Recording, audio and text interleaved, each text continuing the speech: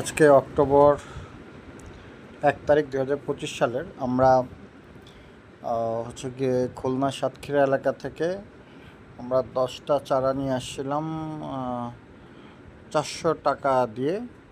আমরা চুই ঝাল এর আগে খেয়েছি, প্রায় 100টার উপর চারা করছি। আমাদের যে মাদার গাছগুলা দীর্ঘদিন টিকে ছিল, এখন একটু সমস্যা হচ্ছে।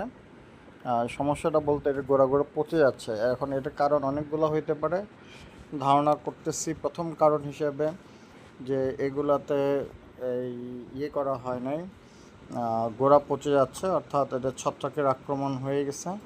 দ্বিতীয় কারণ হতে পারে পানি জমে আছে। 3 নম্বর কারণ হতে পারে এই মাটিটা খুব শক্ত, এখানে শিকড় গভীরে ঢুকতে পারে না। কারণ একসময় খুব ভালো ছিল, বাট এই অক্টোবরের মাঝে মাঝে সেপ্টেম্বরের দিকে একটু খারাপের দিকে চলে গেছে।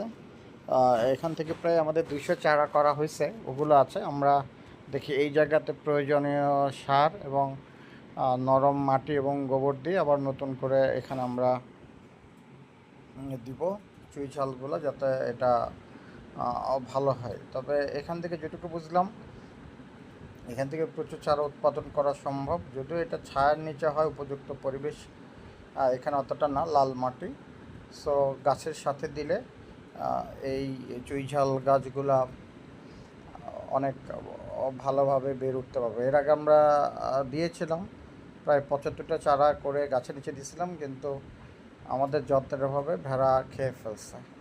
তো আমরা আবার নতুন করে দিব চারা থেকে, তারপরে দেখব কি হয়। আর এখানেও আমরা ওই ডাল কেটে কেটে মাটিটা একটু গোবর সার দিয়ে নতুন করে বুনে দিব, দেখা যাক কী হয়।